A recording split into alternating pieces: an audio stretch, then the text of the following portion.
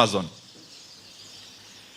As Jeff Bezos was gazing like this in the market, the company was doing fine.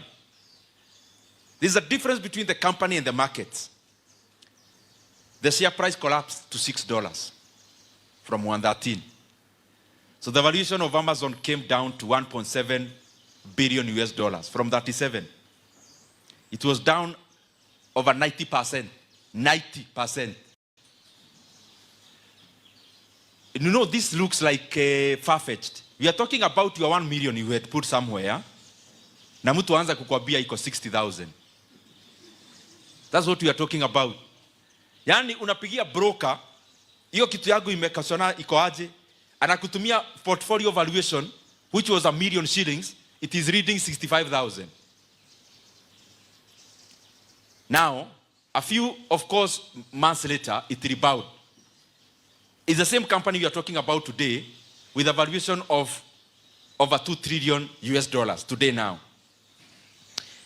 Now, if you study many companies, what happened in the 2007-2008 financial crisis, it is replete with those kind of stories. People, you know what makes the share price to collapse? Because there are so many people supplying, but there are no people demanding. It's the same thing that makes the banks run. Bank run is a bank collapse. It's when we go to Equity, to any bank to demand all our savings. But it's our savings which you have lent your brother as a loan. But your brother is not queuing to pay the loan.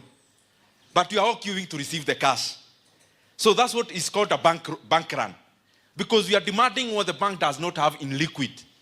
So even in the equities market, we all want to sell. But everyone is fearful. And when everyone is fearful, there is no demand. When there is no demand, and there is a mismatch between supply and demand, supply takes over and the price collapses. Now, I've been a proponent and I want to request us even today. Avoid being a trader. Avoid being a trader. Always be an investor. When you're an investor, you will never care about the share price. You will care about the value.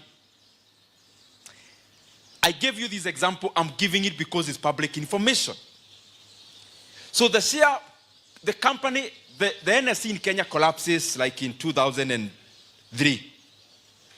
After collapsing, the share price of many companies collapsed.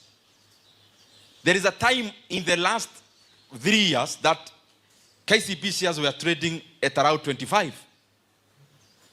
I'm not talking about decades ago. I'm talking about 2 or so years ago. Kenyan collapsed to like 3 shillings and 50 cents. Kenya Power was at 1 shillings 80 cents.